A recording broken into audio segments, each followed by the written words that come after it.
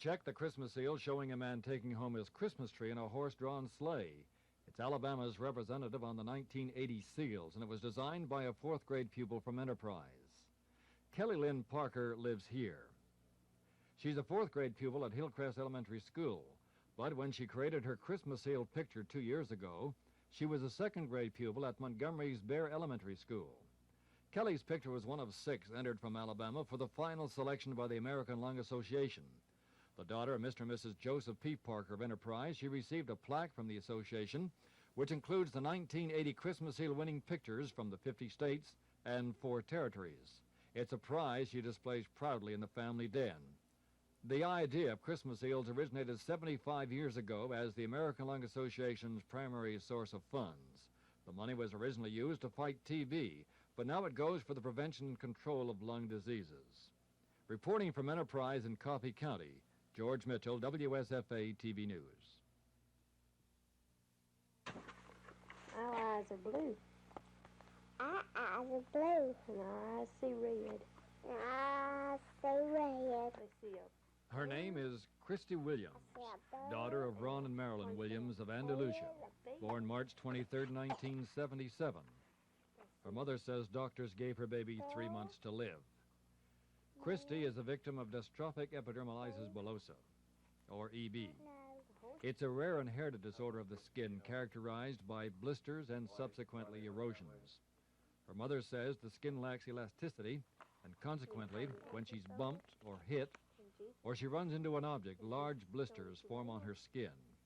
A simple scrape can mean serious and perhaps even fatal injury. Clothes irritate her skin. When she was born, she couldn't wear diapers. Anything which causes friction means problems because large blisters form. Her mother says Christy has blisters inside her mouth, her throat, and the lining of her stomach. The enamel on some of her teeth is gone. Her diet consists mostly of fresh fruits and vegetables. Potato chips are taboo. Cold foods are satisfying. She undergoes periodic surgery to clear blockage in her throat caused by blisters. Doctors at clinics in Minnesota, Colorado, and Missouri who have observed Christy say no cure exists for her condition, only treatment aimed at preventing trauma. Medical expenses are high. Her parents, along with the parents of some other EB children, have formed a group called DEBRA to raise research money and hopefully find a cure and save their children. Commercial Bank in Andalusia has the Alabama account. Reporting from the home of Christy Williams on Route 1 in Andalusia, George Mitchell, WSFA TV News. The name of the organization that we've started is DEBRA.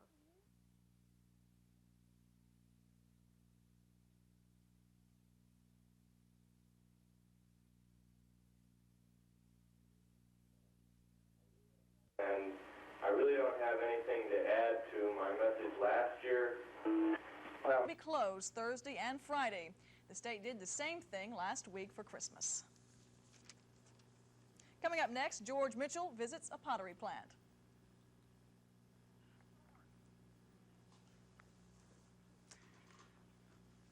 Sorry, we're not having George Mitchell's story right yet. We're going to sports. What's happening in the world of sports? Well, we've got, for one thing, we've got the Cotton Bowl, and Well, certainly we hated to lose Eastern Airlines. They were good citizens of the community and provided a service. However, I can recognize in the free enterprise system that Eastern was losing money, not on the Montgomery routes, by the way. They were making money on the Montgomery routes. But in an overall corporate posture, they decided that they needed to stop a lot of the feeder airlines going into the major cities, and Montgomery was one of those. I hated it. The Airport Authority, under the leadership of Don Reynolds, the chairman, and Ken Muse, the director, I think is one of the best organizations anywhere around. They have worked tirelessly and efficiently at getting other service in, and I think that the commuter airlines will probably fill the gap. Now, Delta has updated its service, it's changed equipment, given us better service and better equipment. And while we do not have the luxury of Eastern Airlines and Delta competing in the Atlanta market, Delta has taken up the slack. Now, Republic does an outstanding job in the north-south traffic and we're real pleased that, that their boatings are good. I think Montgomery has adequate air service. We also lost our minor league baseball team. Any sights down the road on perhaps getting another such team, or? Well, of course, my position was that I would not recommend injecting public funds into what is indeed a business, as much as I like baseball. We had provided the field for the Rebels to play.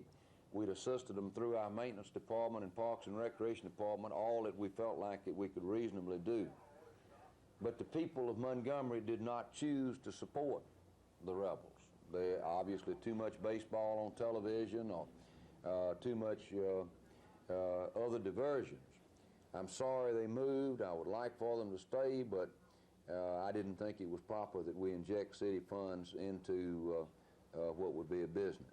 Now maybe more people will turn out to watch college baseball, high school baseball, Dixie Youth Baseball, all of the fine programs that we've got here.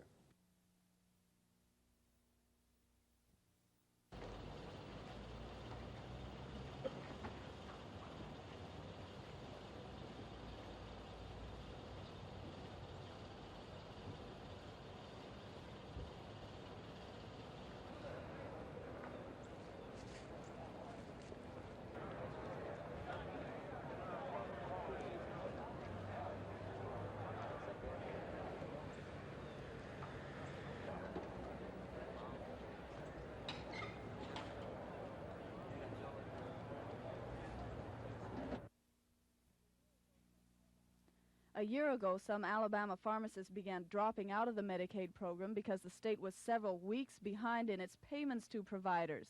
The legislature finally bailed out Medicaid with an emergency appropriation. Governor Fob James and then Commissioner Hope Kern said one big reason for the deficit was over-regulation by the federal government. So the interim committee is trying to get more state control over the Medical Services Administration. The committee is recommending that the legislature encourage Congress to match Medicaid funds in an annual lump sum rather than as the claims come in. That will eliminate paperwork and federal regulations. Committee Chairman Dewey White also wants the federal government to eliminate funding for Legal Services Corporation. He says Legal Services has used taxpayers' money to fight the state's tax-saving laws, and then the courts have ordered the state to pay attorney's fees to legal services. The committee also wants the legislature to look into a computerized system to eliminate paperwork for the Department of Pensions and Security. The proposed system would cost an estimated $1.2 million, in contrast to other estimates of $8 to $10 million. White says the system would free social workers to do their jobs. Lisa Nielsen, WSFA TV News. Thomas has granted a postponement of the time that Ronald Williams will have to report to jail until no later than January the 16th. And at January the 16th, he will then take up the recommendation of the probation office and a pre-sentence report, and we'll consider it at that time. Prior to the next ordinary meeting, this would otherwise go into effect on that date, so to allow Gary. The certificate was extended. Standing, I think the sale has been completed. I believe it has. Extension of 6 months. Yes. Oh, yes. Okay, next item I have on the docket 17793, which is another request for an extension of the one-year certificate from Joseph F. Where they spot. Last Wednesday morning, Montgomery police searched the Shadow Lane area for a suspected car thief. While searching the area, police came upon a vacant house where they spotted a man inside with a rifle. Mayor Falmer says one officer identified himself as a policeman and asked the man to drop the rifle. He says the man, later identified as Tony Harrelson, pointed the gun at the policeman, and another officer shot him in the arm. Later, police found out that Harrelson isn't their suspect, but an area resident who lives next door. Mayor Falmer says the shooting was a mistake, but the officers acted according to their training, and he says he would have done the same thing if he had been there. Mayor Falmer says he's sorry the incident happened, and he says the city will do all it can for Harrelson and his family. As is customary, 2 investigators from both the Sheriff's Department and the District Attorney's Office are investigating the incident. The District Attorney will present all the facts to the grand jury on January 5th, and the mayor says he's hopeful that he'll be able to present the grand jury decision to the council in its next meeting. In other business, Airport Authority Representative Don Reynolds told the council of some of the problems facing Montgomery's airport. He says most of the airport's problems are the result of deregulation, which allows airlines to go in and out of a city as they choose. He says the city has had its share of problems since Eastern Airlines left, but he says the situation is improving with the additions of 3 new commuter airlines. Of those 3, Scheduled Skyways is already providing service. Atlantic Southeast is scheduled for January 11th, and Pinehurst will be here in March or April. Cassandra Taylor, WSFA TV News. Alabama has one more light workout before the big game on Thursday. The practices here at Cotton Bowl Stadium appear to have gone well this week. Of course, the star attraction has been Bear Bryant. The local media met with him at this press conference yesterday. First of all, they have great balance, and they like to play, and they seem to have a lot of oneness, and have a great kicking game. Like, they probably block more kicks than any team in the history of football. And defensively, I think, is their next long suit, and that, of course, you have to keep from losing before you can win, and they've done a great job of keeping from losing, the kicking and the defense. And then offensively, I think they let everything out here again too, and have great speed to the outside and real power to the inside. And I think they have an excellent quarterback, and we think that they're one of the best 4 or 5 teams in the nation, and we're glad they are. Because we're supposed to be a good football team. At times we weren't. We weren't as good as I hoped we would be, and I take that responsibility because of the way we brought it about last spring and this summer and so on and so forth, plus the fact that we had more injuries than we'd ever had, and than I've ever had to keep people, and that slowed us down a whole lot. But we're excited, very excited about playing the game, and we know they're good, and we're glad they're good, and we'll see what we can do with a good team. Tomorrow night, we'll present our half-hour Cotton Bowl preview at 6:30 on TV 12. We hope you can join us for that. This is Phil Snow reporting from the Cotton Bowl in Dallas, Texas. Norman Smith has been making pottery for more than half a century, and he's made many types since he began in 1917. He says he doesn't enjoy making pottery today as much as he used to because it's become more difficult because of his age. He works when he wants to and quits when he gets tired. Like so many other people who stop here in Chilton County, the work Smith does on this wheel is most impressive. A cookie jar, a bean pot, or a plant container are formed almost magically from a lump of clay. Smith gets his clay close to home. He says he used to get it from government-owned land, but that involves too much red tape. Smith's way of making pottery is not as common an art as it used to be, but thanks to Smith, Chilton County is among the fortunate to still have a resident who can turn out these products. Smith sells his pottery at home, but soon he'll be using his son-in-law's place of business to display and sell his products. His son-in-law also has an interesting work hobby, but that's another story we'll get to another day when we cross Highway 183 on Friday. Reporting from Lawley in Chilton County, George Mitchell, WSFA TV News.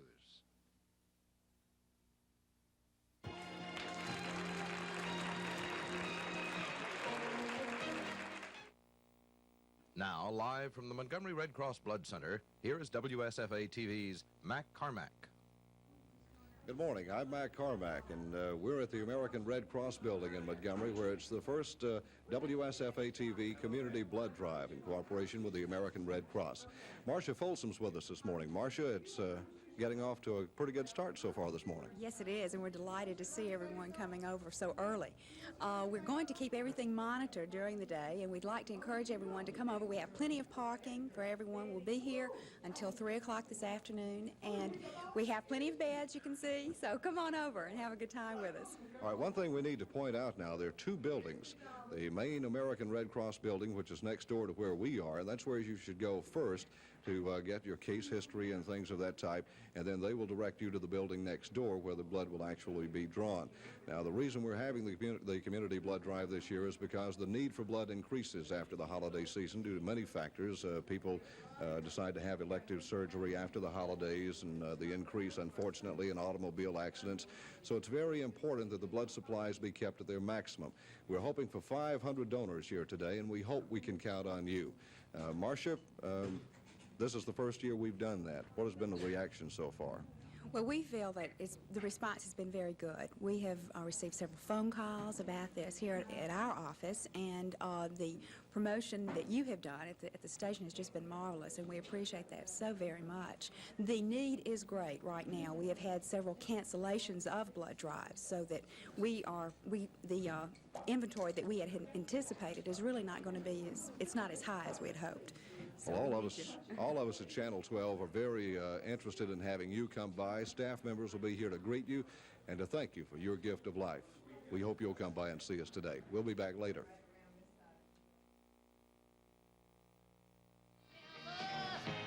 Folks, and on Facts of Life, the girls pick up a gift for Mrs. Garrett. She's shoplifting. Catch that Saturday Night Fever with the sweethearts of Saturday Night, Barbara Mandrell and the Mandrell sisters with Bob Hope. You hit the jackpot. And Marty Robbins, Saturday. Now, live from the Montgomery Red Cross Blood Center, here is WSFA TV's Mac Carmack. Carl. Good morning, everybody. As you can see, there's quite a bit of activity here at the American Red Cross building in Montgomery on South Ripley Street. We'd like for you to come by, too. The occasion is the WSFA TV Community Blood Drive, and it's very important that we have at least 500 donors report today between now and 3 o'clock this afternoon. As you can see, Dave Cody, a sportsman with TV12, is here, and all during the day, TV12 staff members will be popping in and out to thank you personally for coming by during the Community Blood Drive.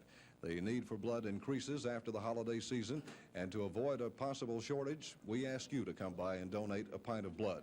Now, we know you've had to give a lot during the Christmas season, but this is one gift that you can give that will not actually cost you a dime, only just a short period of time. First, start off at the building next door to us. There are people to direct you. If you have problems finding parking, there's plenty of parking in St. Margaret Hospital parking lot across the street, so park there, have your card stamped here. We look for you today. We ask for your help for the blood donations at the American Red Cross building. WSFA TV 12 Montgomery. Here is WSFA TV's Mac Carmack. And hello again from the American Red Cross building in Montgomery. Of course, it's the TV12 Community Blood Drive. And on the table right now is a face I think you'll all recognize from the Weather and PM Magazine, Dan Atkinson. And you're just beginning to give blood here, Dan. That's right.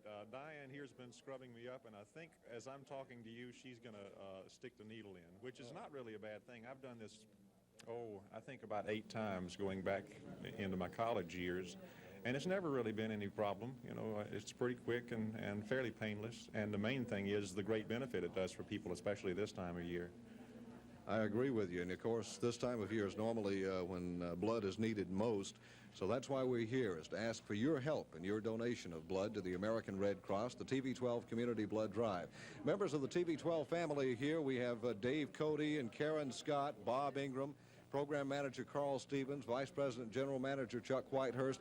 We'd all like for you to come by. This is one gift that doesn't cost you a thing, just a little bit of your time, but it can be of great benefit to someone needing blood at this time of year. So we ask you to come by today between now and 3 o'clock this afternoon. There's plenty of parking, not only in front of the buildings here, but also at St. Margaret's parking lot across the street. And all you have to do is park there, bring the card here, we'll stamp it so it's parking free. We need your help. We hope you'll come by today. Karen Scott will be back with 12 Talk at 12:15. You're watching WSFA TV. We're proud as a peacock. Mother's Day, the fresh, tender taste of Muller's has been winning old-fashioned compliments. Today, Muller's spaghetti still wins old-fashioned compliments. Thank you, Mother. He said thank you. Good afternoon. As promised, we are here at the Red Cross building on South Ripley Street at 364 South Ripley Street, and we hope that you'll be joining us soon. Right now, I'm talking to Marcia Folsom with the Red Cross, and Marcia, it's been a busy morning. Yes, it has. We have had 150 donors thus far, and we're looking for several more. We it's not close to our goal yet of 500 pints, so we encourage people to come on down. We are, today we're collecting blood in triple bags. I don't know, I think you noticed that outside a little while ago, and we are processing it here.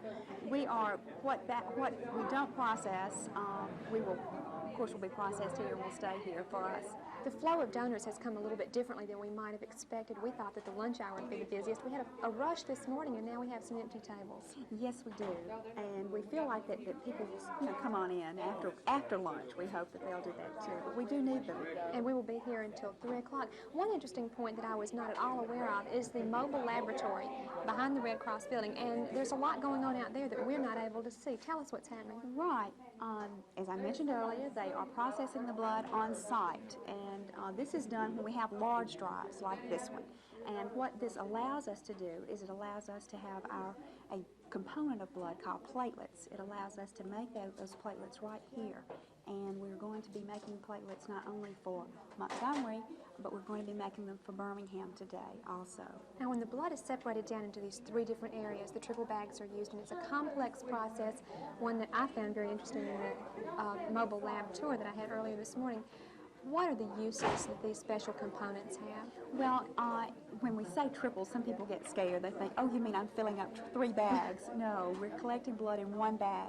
And when it gets to the laboratory, it will be processed and broken down into its various components, 3 components. Whole blood, red blood cells, it starts out in whole blood, then red blood cells, plasma, and then platelets. And with the red blood cells, these are used for patients who need the oxygen carrying capacity of red blood cells. The plasma is used for people who need the volume, who've lost a lot of volume blood, primarily burn patients. Platelets are used primarily for cancer patients, and these are used to stop bleeding and prevent bleeding. And one thing that we can't stress enough is the total coverage that the state of Alabama has. This is different than it was in the past. How does it work? Well, the total coverage means that we supply all bloods that are transfused. We, the Red Cross, anyone who donates blood, they're donating back into their community to be sure that blood is available when people need it. Total supply, total service. That's what we're all about. I have talked to several donors here today who mentioned that they had gotten a great deal of benefit from a Red Cross blood drive in the past. One gentleman told me that it was at a Red Cross blood drive, he was told for the first time that he had high blood pressure. So it's a give and take kind of thing. It is, and it's good for people to come down and have their blood pressures taken. It's, we offer that service on a daily basis anyway, regardless of whether you donate. And you've got your blood type. You will be given a donor card. Now, some people have been given special recognition pins, and we're seeing a lot of those folks come back, the regular donors, the people who are really the backbone of Red Cross blood drives. How does that work, the recognition program? Well, once a person gives, say, a gallon of blood, that means 8 pints, then we give them a special pin. Also, on an annual basis, we have a special recognition and awards reception where we honor all multi-gallon donors and people who have supported us so well.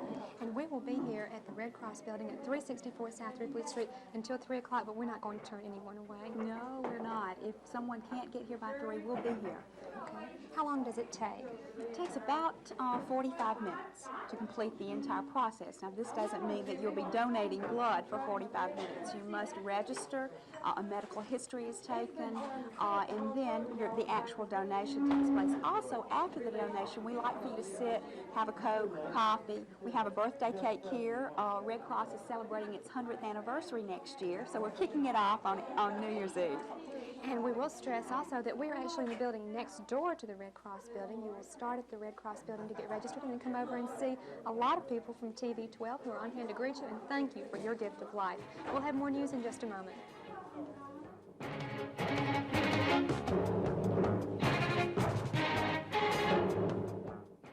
In just a moment. On an all-new Lobo, Perkins is shocked. Body smasher! Oh. Will Perkins be the next victim of an organ transplant ring? Then, on the season premiere of Flamingo Road, Constance and Field's honeymoon dream turns into a nightmare, and the crisis makes Lane realize she still loves Field. Someday you are going to have to choose between the two of us. Flamingo Road, right after Lobo, Tuesday. Now, live from the Montgomery Red Cross Blood Center, here is WSFA TV's Mac Carmack.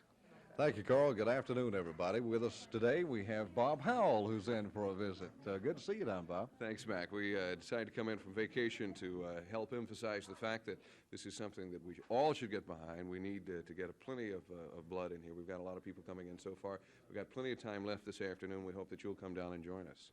Right, and of course the need is the TB12 Community Blood Drive, and that's exactly what we need is your blood donation this afternoon. There's plenty of parking out front, and should all the parking places be filled, you can use the St. Margaret's parking facility right across the street. The parking will be free. We'll stamp your card as you come in. The TB12 family will be here till 3 o'clock this afternoon, welcoming you and also thanking you for your gift of life, the gift of blood, because this is the time that's needed the most. We want to make sure there's not a shortage around the city of Montgomery in this area after the holiday season. So we hope you'll come by. We definitely need your donation. This is TB12 Montgomery.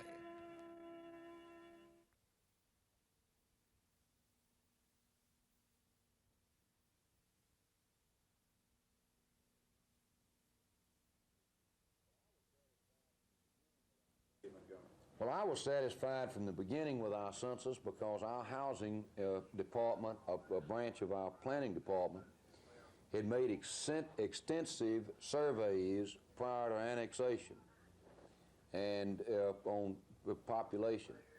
And our planning department worked very closely with the census people, and we think we got a good count. And I think it's wrong of these northern cities to try to insert a fudge factor into their counts, and I hope that the courts will not permit it. We think we got an honest count, and if people did the counting the way that they did in Montgomery all over the United States, everybody got an honest count because it was very thorough in the city of Montgomery, and we're pleased with it. I know that you've researched the Westinghouse, proposed Westinghouse plant up in Prattville thoroughly. Are you convinced that A, it's going to be beneficial to the area, and B, that there's no harm to health, the atmosphere, the environment? I have the two parts to your question. Yes, I'm satisfied it would be a tremendous benefit to the area generally because of the number of people that they will hire and the number of jobs that will be created, which will be a tremendous boon to this whole area. I personally talked to many of the employees of the Westinghouse plant in Columbia, South Carolina, many of whom had worked there since the beginning, 10 years. I talked to engineers in the plant. I talked to the mayor of Columbia, South Carolina. I talked to citizens up there. And nobody has any problem whatsoever with that plant, which will be just like this plant. I am 100% for it. Your feelings about Ronald Reagan and what he can do for the country are no secret to anybody, but what do you think and hope that Ronald Reagan can do for Montgomery itself? Well, of course, the greatest thing that I would hope that any president would do or any federal officer would do would get government off the backs of the people. I don't want anything from the President of the United States except to see that our nation is secure and that our economy is sound. I don't want no special favors for the city of Montgomery. I want none for myself or anybody else. But I think that the message that the people sent in this last election was that they wanted less government instead of more of it.